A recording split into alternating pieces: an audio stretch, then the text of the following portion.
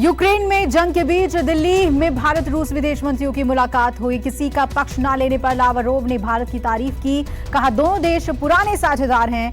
Hyderabad house में मुलाकात के दौरान रूसी विदेश मंत्री ने कहा कि यूक्रेन पर हो रहे हमलों में हम कुछ भी गलत नहीं कर रहे हैं। हम सराहना करते हैं कि भारत इस स्थिति में निष्पक्ष है।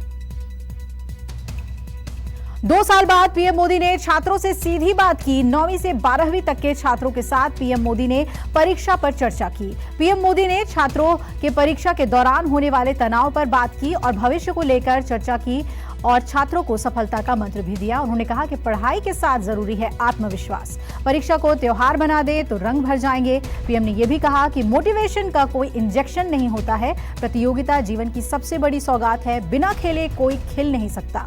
अपने प्रतिद्वंद्वी के चुनौतियों का सामना करना हम सीखते हैं।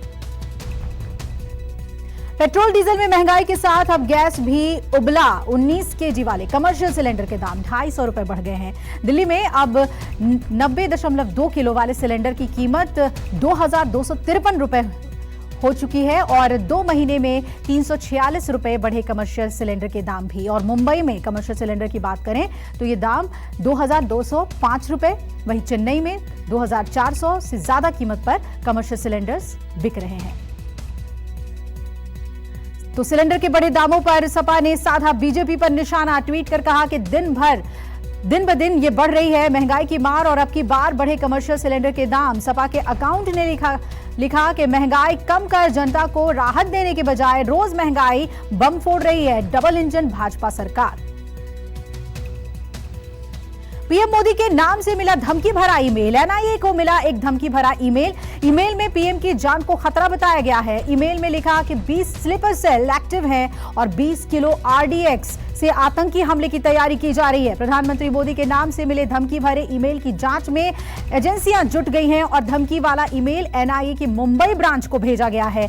मामले की गंभीरता को देखते हुए खुफिया एजेंसियों समेत सभी एजेंसियों को ये जांच साझा की गई है और ईमेल भेजने वाले आईपी एड्रेस समेत दूसरी जानकारियों को भी खंगाला जा रहा है। जम्मू कश्मीर के शोपियां में मुठभेड़ की खबर है। सुरक्षा बलों ने एक आतंकी को ढेर किया है। कल देर शाम से ये मुठभेड़ जारी थी। एनकाउंटर के दौरान एक जवान भी घायल हुआ है और घायल जवानों को अस्पताल में भर्ती करा दिया गया है।